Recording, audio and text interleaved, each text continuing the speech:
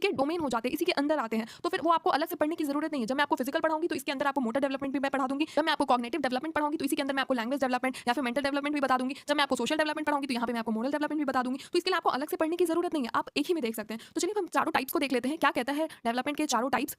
तो अब हम बढ़ते हैं अपने पहले पॉइंट की तरफ, जो कि है आपका डेवलपमेंट का टाइप्स, फिजिकल डेवलपमेंट, जिसको कि हम हिंदी में क्या कहेंगे, जिसको कि हम हिंदी में कहेंगे शारीरिक विकास। तो देखिए शारीरिक विकास क्या कहता है कि जब बच्चे का उम्र के अनुसार उसके शरीर के आकार में परिवर्तन होता है तो वो क्या हो गया, फिजिकल डेवलपमेंट। यानी कि सीधी सी बात है, जब भी हमारे शरीर में किसी भी प्रकार का परिवर्तन देखा जाता है तो वो परिवर्तन क्या कहलाता है, वो परिवर्तन आपका फिजिकल डेवलपमेंट कहलाता है, यानी कि शारीरिक विकास कहलाता है। ओके, तो देखिए फिजिकल डेवलपमेंट में ही आपके एक और डेवलपमेंट आते हैं जो कि आपको बहुत सारे बुक्स में अलग पॉइंट बना के दे दिए जाते हैं। तो इसी के अंदर आपका आता है मोटर डेवलपमेंट। ठीक है, मोटर डेवलपमेंट, जिसको कि हम हिंदी में क्या कहेंगे, क्रियात्मक विकास। क्रियात्मक विकास। ओके, विकास तो आपको पता ही है स्पेलिंग, यहाँ पे मैंने आपको सिर्फ मोटर का हिंदी बताया है। ठीक है, मोटर डेवलपमेंट, जिसको कि हम हिंदी में क्या कहेंगे, क्रियात्मक विकास। तो ये जो आपका मोटर डेवलपमेंट बच्चे के अंदर होता है वो दो तरीके से होता है। ठीक है, उसमें भी आपको दो पॉइंट आते हैं, एक होता है आपका gross motor skill, gross motor